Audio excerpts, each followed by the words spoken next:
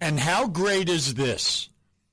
We have Christine Brennan, one of our favorite people, on in the last segment, and now we get to talk to another of our favorite people. This show is great today. It really is. I'm talking about Erica Bivens, and normally she comes in and sits with us. And because this was kind of last minute, I'm a little upset that she's not here in the studio. Hi, Erica. Good morning. Well, I didn't have to get all dressed up then. Well, Jimmy and I, I'll just say this, you don't ever have to get all dressed up anytime you come in here. Sweats are fine, believe me, because that's all Jimmy and I wear every day. We're good. I love it. I'm going to do that next time. Okay. That's it. We love talking to you in general, but anytime we have an event coming up out at BraveHearts, the BraveHearts Equine Center, we love to let people know about it. And that's happening again, June 14th and 15th. And as we do, we'll talk again before and remind people. But this is one of our favorite places anywhere, is BraveHearts, just as you're one of our favorite people. Can you just explain to people what's going to be going on out there on June 14th and 15th? Yeah, absolutely. Thank you so much for the opportunity. So last year was our inaugural public open house. We basically opened up the farm. We're a draft horse rescue primarily, but we did it for one day only, free of charge. People got to come out, meet our rescue and sanctuary herd, and not just learn, but really see, what we do firsthand. And it was a huge success. I mean, we had hundreds of people show up. So this year, we decided to expand it to 2 days. And what's really cool is we became part of horse country back in October.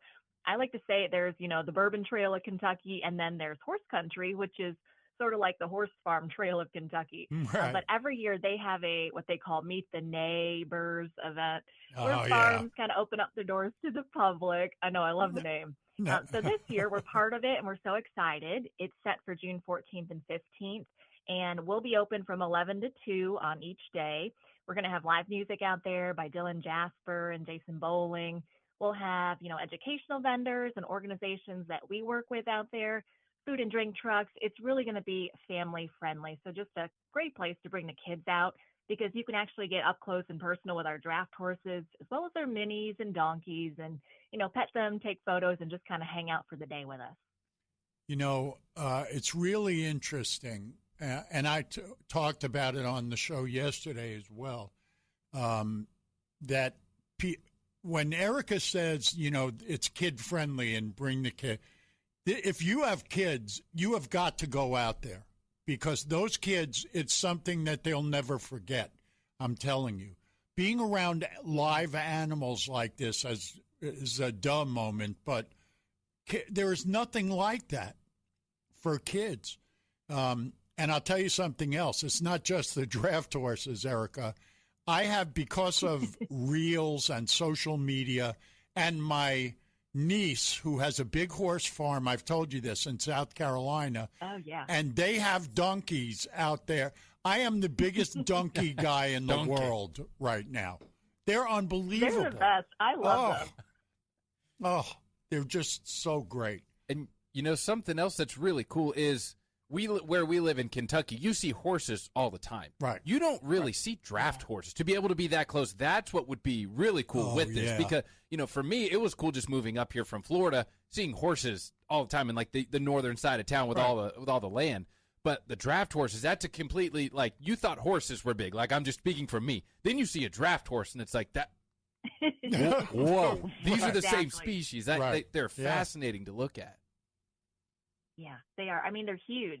We've got the Clydesdales that I think a lot of people are kind of familiar with when you say a draft horse. From commercials. We've also got Belgians, we've got Percherons, we've got draft mules. I mean, they are massive, but they're called, gentle giants is kind of their nickname. And it's really true. I mean, these guys are huge, but they're so sweet and gentle. And it's just great because you can bring the kids and actually, pet them and get up close with them. Whereas sometimes, different breeds of horses, maybe not so much that way. But these draftees are just big sweethearts. We adore them. Can you tell me and Jimmy, although you've spoken about this before, but our listeners who may not know about what you do, what's the actual process for you about getting, it's a draft horse rescue. Tell us, what's the process of actually getting these draft horses and bringing them to safety where they're going to be loved? Yeah, absolutely. So Dave and Ruth Warrenker were the ones who basically founded what I like to call a passion project. You know, they realized when they started rescuing some 20 years ago that a lot of the other horse breeds, you know, thoroughbreds, your race horses, they have a pretty good aftercare program. It's not perfect by any means, but there is a system in place. Whereas these draft horses, there's really not that same support system out there for them. So by and large, a lot of these guys that we are rescuing have kind of been thrown away. These are the horses that are either too old to work anymore. Yes, we do pull quite a few horses that have done really hard labor their entire lives. Or maybe they're a little bit younger, but they've become sick or injured, and the owner doesn't want to either spend the money or doesn't have the money to do that. And so these horses get dumped at these kill pens, essentially, and then sent off to slaughter. It's a really terrible thing. So that's where we kind of step in and try to fundraise and give these guys, if they're older, you know, the retirement that we feel like they deserve and should have had. So we have quite a few sanctuary animals on our property that we know we're just going to take care of for the rest of their lives. But we also have a lot of younger ones that have come in that we've been able to rehabilitate and rehome.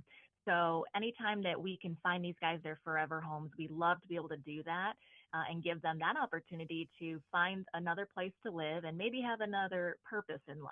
You know, once they're ready to go, and we have so many that are ready for adoption, that's one of our, you know, best things that we really can do for these guys is rehab and rehome, and then provide a sanctuary for the senior animals.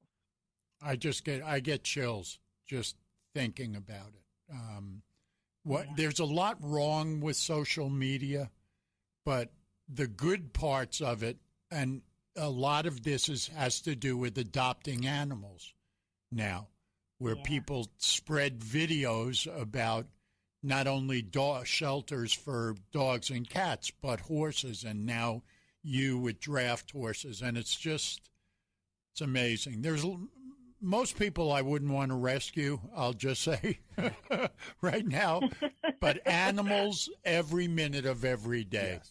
And we're so grateful that you're around to do this for these horses. The next time we speak with you, which will be very soon, you better be sitting in this studio with us. You got it. And I'm bringing my sweat. So, you know, we're throwing the hair up in a ponytail and throwing a hat on. How's that? Yeah. That's what Jimmy does that all the time. He's wearing a hat with his hair. Oh, yeah. It's pulled up. I don't have any hair, so I just wear a hat. Oh, yeah. I don't care. And by the way, Jimmy, I told him, what was your idea? Like, meet the neighbors is great. See, I didn't pick up on the neighbors. Yeah. I said it should have said meet the neighbors. Cute. Open horse instead of open house. But the neighbors is the much better pun. Yes, it is. So that's why I was left off the creative team, I think. But yes. I just thought, that neighbors is much better than my very dumb idea. This is so open great. Horse. I kind of like that too. It could be a little confusing, and the kids could say, "What is an open horse?" Yeah. So we'll stick with what you got. Stick with neighbors. And you can. That's how you have to say it. Yes. You can't say neighbors. You have to say neighbors. Okay. Right. Yes, exactly. I will be in touch, and we'll figure out a day and time or two before this is going to go on. And I can promise you I will be there one of those 2 days. I promise. Sounds good. Yeah. But we'll see you before that, and thank you so much. We adore you. Very good. Thank you guys so much. I appreciate you all. Okay. Thanks, Erica. Have a great day. You guys too. Take care.